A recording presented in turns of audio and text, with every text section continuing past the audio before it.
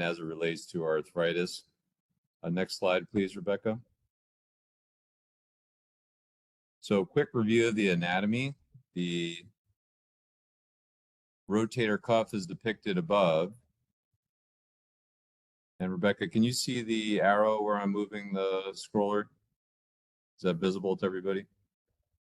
Unfortunately, no. Okay. So top left side of the shoulder joint there shows two muscle tendon units. That's the subscap and the supraspinatus. That's from the front direction of the shoulder on the left side of the slide. So the muscle turns into tendon before it inserts into the bone. That's how the muscles affect their actions on the bones. And the upper tendon, the supraspinatus, and you can see that to the right as well from the more posterior backside of the shoulder blade. That's the most commonly torn of the muscle tendon units around the shoulder, and that is one of the rotator cuff muscles. Next slide.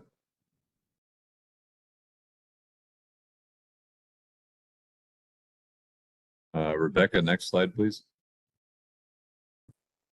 One second. I clicked next slide and it's not sharing. One moment.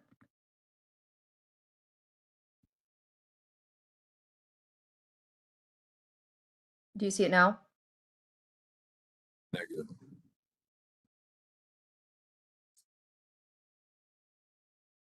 Okay. Do you see it now? Negative.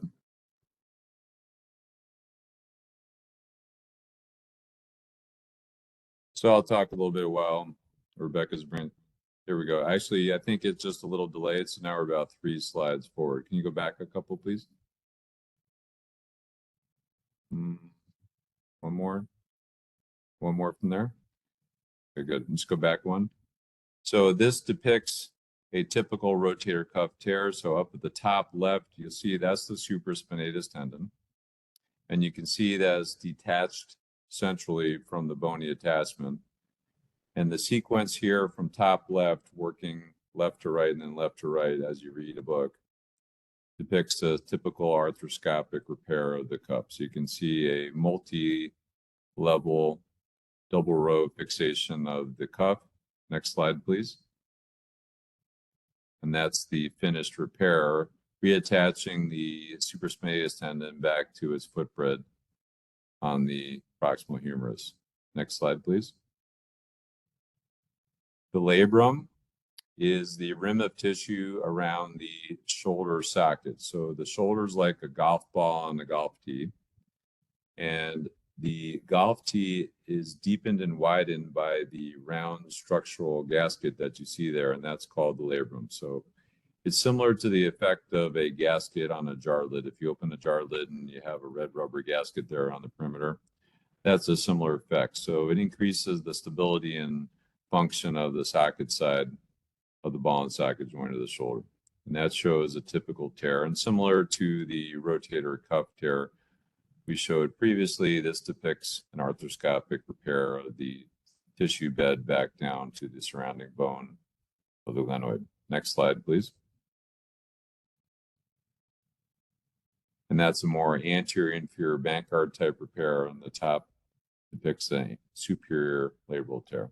Next slide.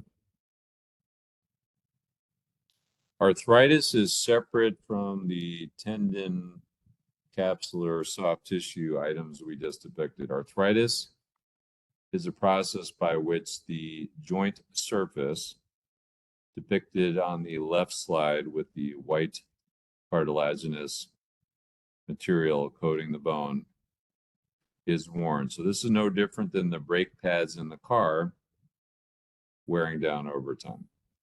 The white surface there depicted is 5 millimeters thick, both on the ball and the socket side of the articulation.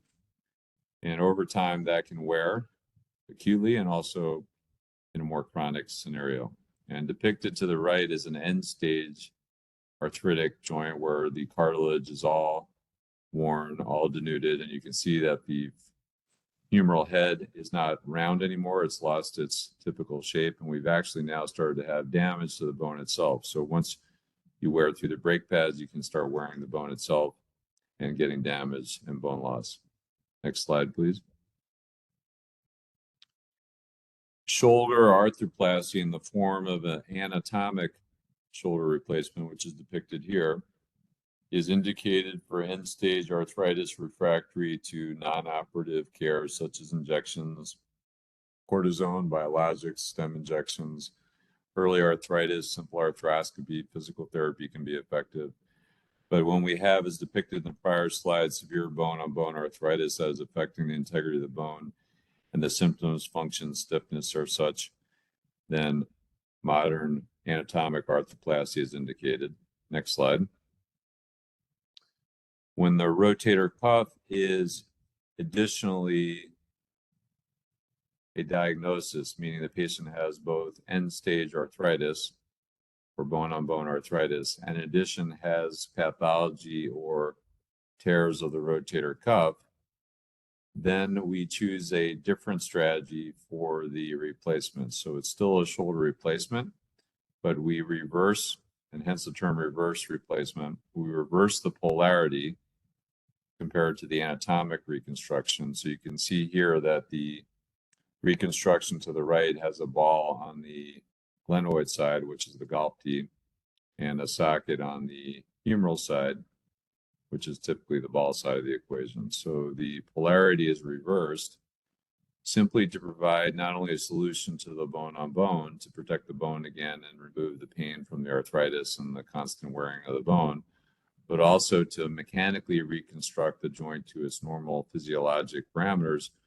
So as you can see the difference between F1 and F2, that would be the lever arm for the deltoid muscle and some of the other surrounding muscles around the shoulder, as depicted in L2.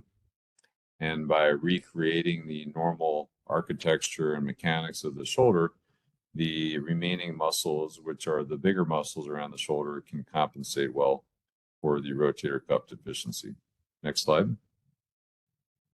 So that similarly shows a reverse reconstruction, which again is utilized in lieu of an anatomic reconstruction when there's concomitant or at the same time rotator cuff problems as well as arthritis. Next slide, please. And next slide, please. Rehabilitation is paramount both before and after reconstructive options for the shoulder. Typically, patients for a rotator cuff repair and a labral repair have a slightly longer period of partial immobilization. We never immobilize our patients. Our patients are always moving with a physical therapist in a passive, and active assisted fashion. For a certain degree of rotator cuff injuries and labral repairs, there's a period of shoulder sling utilization for typically 4 to 6 weeks after the procedure, during which the patient is still mobilizing the shoulder with the assistance of a therapist and some equipment. For the shoulder replacements, there is less period of mobilization. The majority of shoulder replacement patients actually are out of the sling the next day once the regional blocks have dissipated so that the upper extremity function and nervous function is reestablished. Then we actually embark on even an active program, and our patients are out of the sling, mobilizing their shoulder out of sling at home, even the next afternoon. The anesthesia has been a major improvement for patients' initial and prolonged recovery after these procedures. Typically, we utilize a regional anesthetic, which is called a scalene block. This is numbing medication placed at the base of the shoulder, which effectively numbs the extremity for upwards of 24 hours after the procedure, so it has lasting effects. And regional blocks, in addition, in the periarticular region is provided as well. Next slide.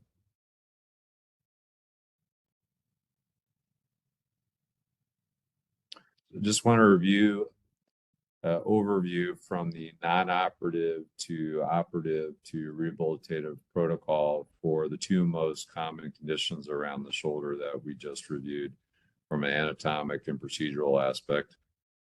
So again, a rotator cuff muscle tendon injury is simply a dissociation of the tendon from its attachment to the upper shoulder humerus bone.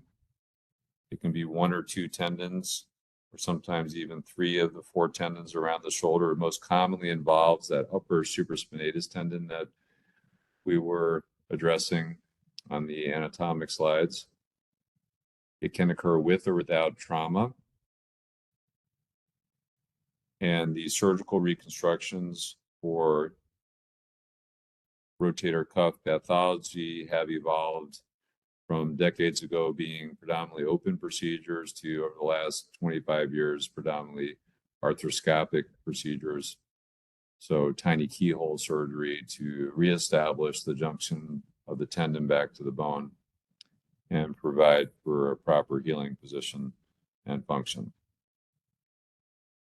This typically utilizes a regional scaling block with light anesthesia on top of that, with a focused rehabilitation program, both at a home and then outpatient, and typically utilizes a sling for a short period of time for 4 weeks with some incident and passive and active assist range of motion with therapy guidance. Patients with arthritis come in 2 separate categories: patients with arthritis without a rotator cuff tear and problems, and patients with rotator cuff pathology and tears.